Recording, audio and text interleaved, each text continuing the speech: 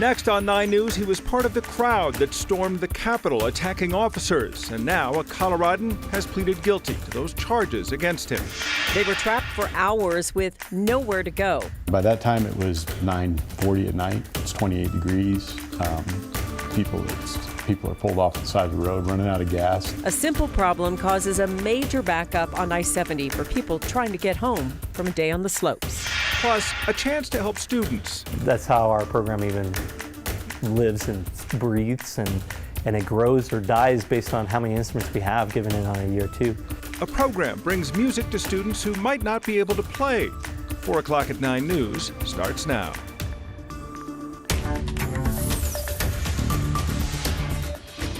On this Monday afternoon, we are talking about traffic. Let's start with Vice President Kamala Harris, who's now wrapped up her visit to Arvada. She spoke about climate change there this afternoon.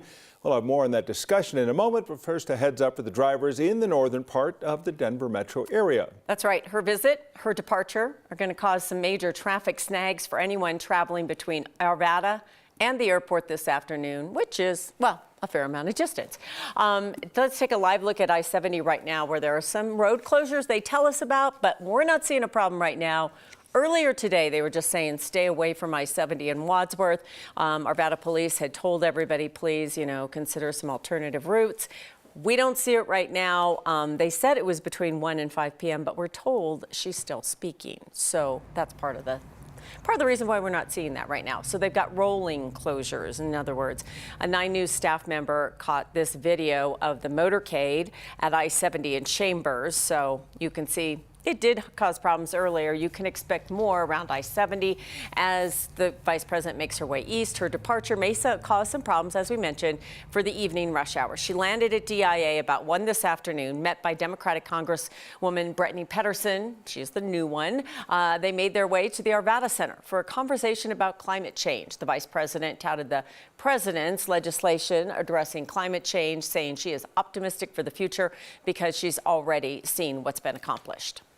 I remain hopeful because I've seen in my life that things that perhaps some people couldn't imagine, but others could because they believed in it, that these things happen. That, I feel so strongly that one should never be burdened by anyone's limited ability to understand what's possible. VP Harris also said that she hoped the United States could become a leader in growing a clean energy economy.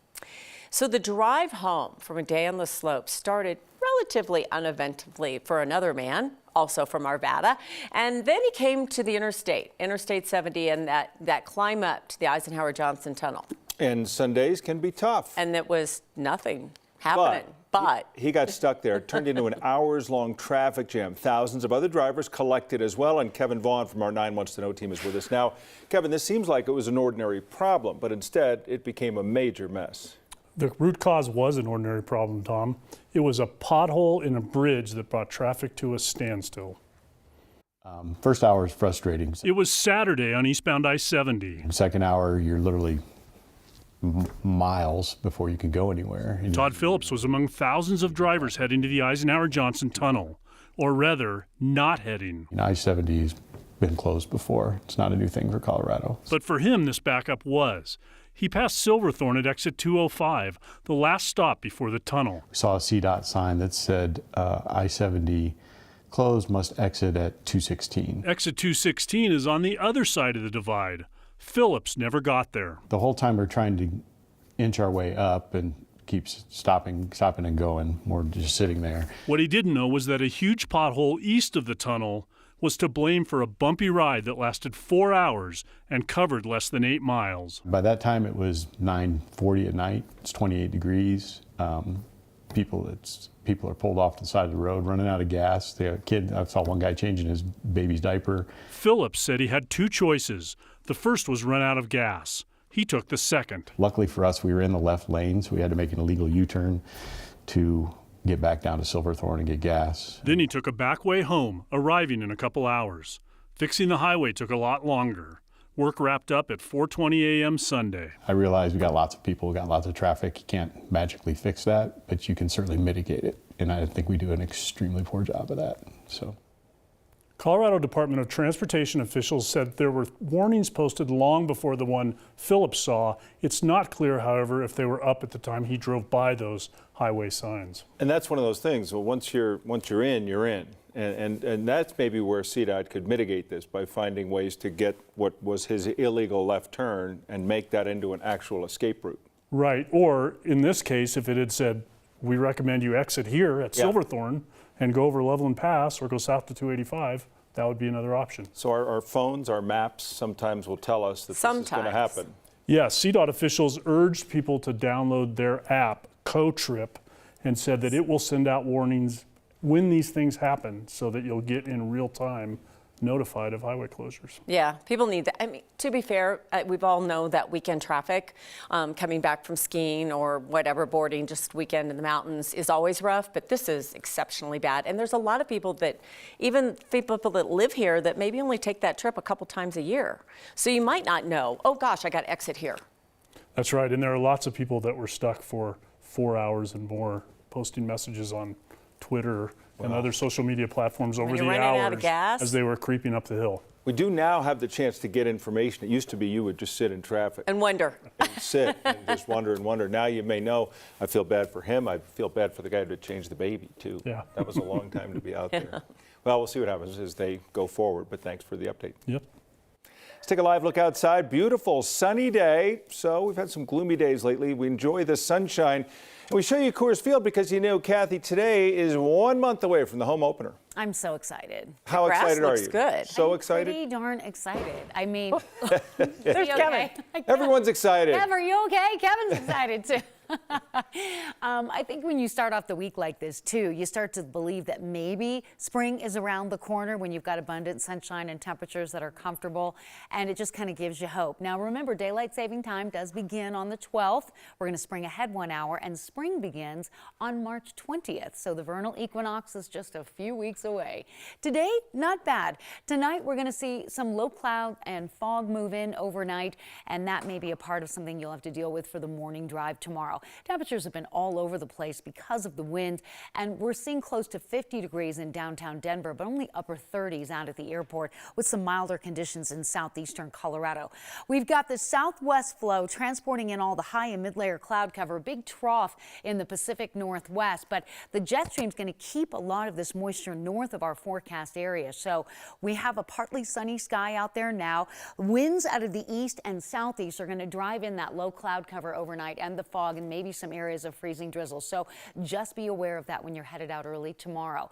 Futurecasts will show the clouds come in overnight, but then lift out early afternoon with partly sunny skies. Temperatures will be comfortable again in the afternoon. We'll see that slow slide after sunset back into the mid-30s. And coming up in Maine weather, relatively calm but chilly evening. We'll talk much more about the fog forecast and a cool and cloudy forecast for some days this week. And there's one day we actually might see a few light snow showers, but nobody panic yet. I'll tell you when you need to panic, and this ain't it. Okay, that's good to know. Yeah, The grass is green at Coors Field. Yes. Looks nice. The ballpark always looks good. So exciting. Thank you, Kathy. A Coloradan who stood accused of pepper spraying officers during the January 6th attack on the Capitol has now pleaded guilty. Robert Gieswein pleaded guilty to assaulting, resisting, or impeding officers for his role in the insurrection. Each count could mean up to 8 years in prison plus a $250,000 fine. Gieswein is from Woodland Park and drove to the Capitol from Colorado to participate in the riot. He wore camo, tactical gear, and came armed with a bat. Video from inside the Capitol showed him spraying police. Gieswein had ties to the right-wing anti-government militia group called the Three Percenters. A 53-year-old Colorado mystery has finally been solved. In June of 1970, a man's body was found on Independence Pass. Until recently, investigators only called him John Doe. But using advanced DNA technology, the Colorado Bureau of Investigation has identified the body as Gardner Smith. He was 39 years old when he died. He was a military veteran, world-class skier, a long-time Californian. His daughter says she was 1 year old when her dad abandoned her and her mom. She says she never heard from her father after he left. She struggled with his disappearance. The word that really comes to mind is closure, that there isn't this open wound, there isn't this open-ended question, the mystery of Gardner Smith. Investigators have not determined a cause of death. They don't think it was suspicious. We're going to have much more on this mystery coming up on 9 News at 5. Today, the Colorado DMV offices had a statewide outage, meaning they couldn't issue licenses or use any of their online services. Well, if you had an appointment today, they ask that you reschedule. They're posting on social media at about 2:30 this afternoon that the connectivity problem's been resolved. Their service has been restored. So where were you 40 years ago today? Well, at least 45,000 of us were at Old Mile High Stadium for the first game in Denver Gold history. If you weren't around in 1983, maybe you don't remember the original United States Football League. The Gold lost that home opener that day. Red Miller and company bested by the Philadelphia Stars 13-7. It was fun while it lasted, but there were only 3 seasons for the Denver Gold, the USFL, and all those fans. So where were you 40 years ago today? You were there. I was. You were there. Twirling my batons. Do you want me to answer that question? I thought you just might go with I was there. That was the first time somebody paid me to do what I was doing. Yes. Yes. Pretty So exciting. I got, I think, maybe $50 a game. It's all right. 45,000 people got to enjoy that as well as the game. Yeah.